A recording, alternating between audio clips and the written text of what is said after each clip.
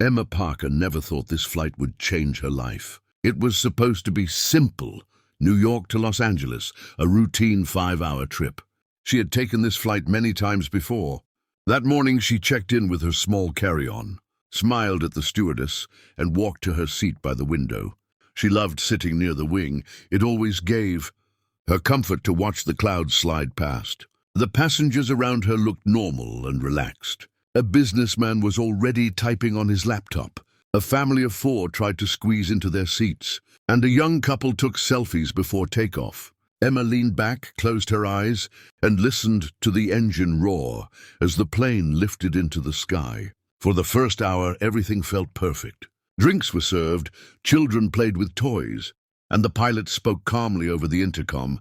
"We're cruising smoothly at 35,000 feet. Sit back and enjoy your flight." But just when everyone had settled, it began. At first, Emma thought it was light turbulence. The plane shook once, then again, harder. Glasses rattled, a baby cried, and the seatbelt signs flashed. Passengers looked at each other nervously. Emma held the armrest, trying to stay calm.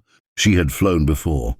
She knew turbulence was normal, but this was different. A loud boom echoed from outside. The entire plane jolted downward. Oxygen masks dropped from above. People screamed. Flight attendants struggled to stay on their feet as the plane lost altitude. Emma's heart pounded in her chest. Then the captain's voice broke through the panic, but it was not calm this time.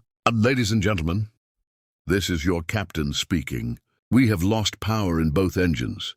Please remain calm. We are doing everything we can." The cabin filled with gasps. A woman fainted. A man shouted prayers. Children clung to their parents, crying. The businessman slammed his laptop shut, his face pale. Emma's hands trembled, but her mind was racing. She had studied aviation years ago. She had once dreamed of being a pilot. She never finished her license, but the knowledge was still there, buried deep inside. And now, as the plane dropped lower and lower, something inside her whispered, "You can help." She looked toward the cockpit door. It was half open. Through the small window, she saw chaos, flashing lights, alarms, and 2 pilots frantically trying to restart the engines. The flight attendant next to her clutched the seat and shouted instructions. "Everyone, put on your oxygen masks." "Stay seated." Emma stood up. Her legs shook, but her voice was strong. "I need to get to the cockpit." The attendant stared at her in shock. "Ma'am, sit down." "You can't go in there." Emma's voice rose above the panic. "I trained as a pilot before. Please, let me try. I know what I'm doing." Some passengers turned to look at her, fear mixed with desperate hope in their eyes. A man shouted, "Let her go." Another passenger begged, "Please just do something." The attendant hesitated, torn between rules and survival. Finally, she stepped aside. "Go," she whispered.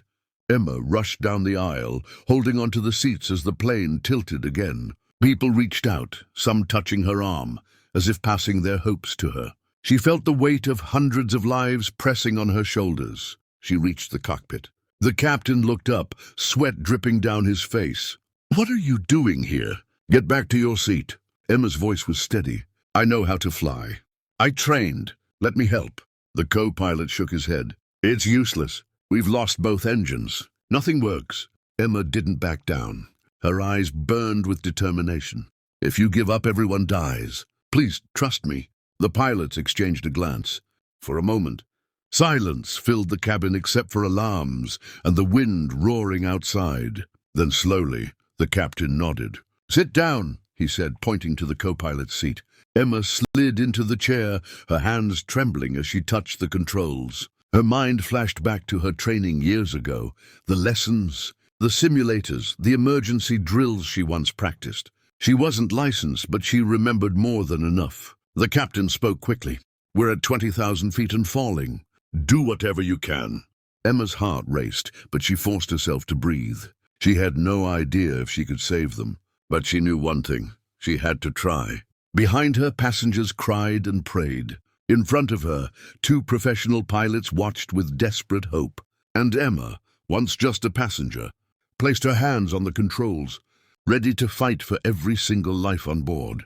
The nightmare had only begun. Emma's hands rested on the cold controls, her pulse racing. Alarms screamed in the cockpit, lights flashed red, and the plane kept dropping through the sky. The two trained pilots stared at her, torn between disbelief and desperation. The captain spoke quickly, his voice tight. "We're losing altitude fast. Engines won't restart. Do you know emergency restart procedures?" Emma nodded, swallowing hard. "Yes, I studied them." She reached for the panel, flipping switches with a shaky but practiced hand. The plane groaned, shaking violently as it cut through turbulence. Passengers screamed behind the closed cockpit door. The co-pilot whispered, "We're at 15,000 feet. If we don't pull up soon, it's over." Emma took a deep breath. Focus. Don't think about dying. Think about flying. Her old instructor's voice echoed in her mind. "When the plane fights you, don't panic. Fly it with patience, not fear." She tried a sequence of fuel flow, adjustments, and engaged the auxiliary power unit. For a second, one engine coughed, then fell silent again. The co-pilot shook his head. "It's no good." But Emma wasn't giving up. "We're not done yet," she snapped, determination sparking in her eyes.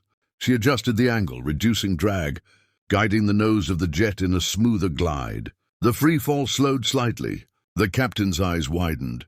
"She's stabilizing it." Outside the cockpit, passengers clutched each other.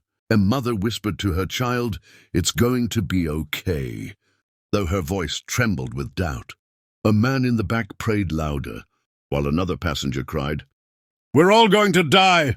But slowly the terrifying drop steadied. The plane wasn't safe yet, but it wasn't plummeting uncontrollably anymore.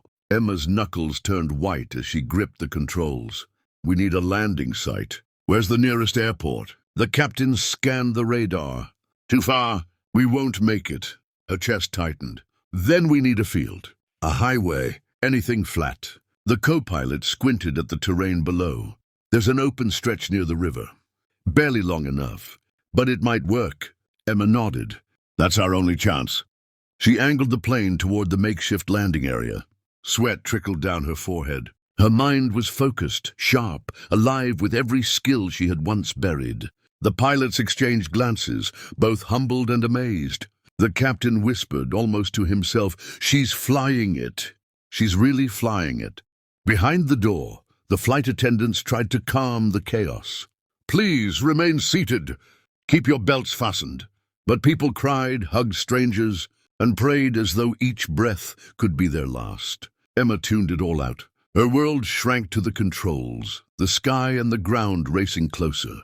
At 5,000 feet, the plane hit a pocket of turbulence. It lurched sideways. The co-pilot shouted, "We're going to spin out." Emma gritted her teeth. She fought the controls, adjusting with delicate precision. Slowly, painfully, she brought the plane back. On course. The captain stared. "How are you doing this?" Emma didn't look at him.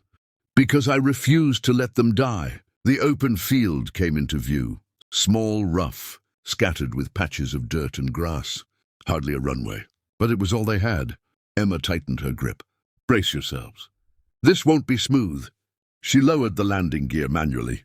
The plane screamed in protest, but the wheels locked into place. "Altitude 1,000 feet, the co-pilot called out. Emma's breathing quickened. Her entire body shook, but her eyes never left the field. 500 feet.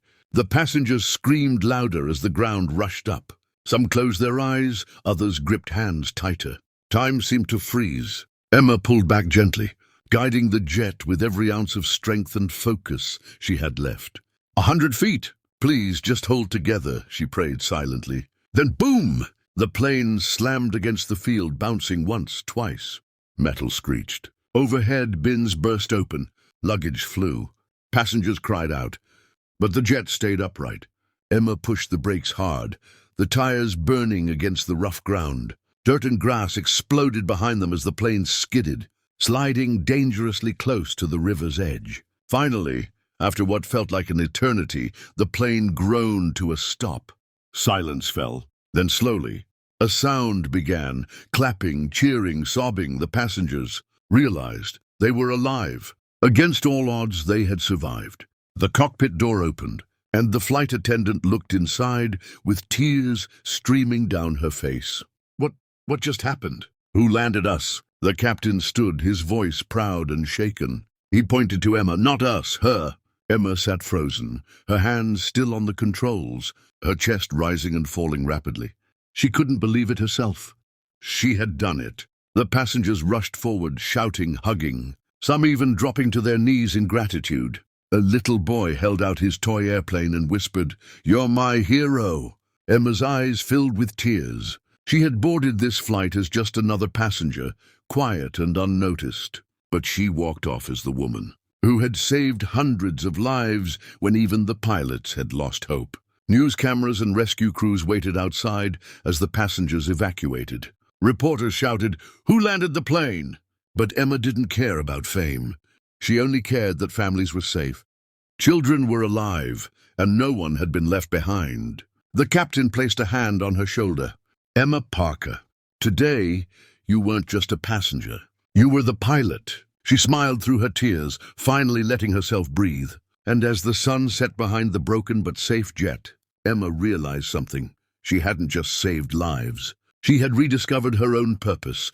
The sky was where she truly belonged.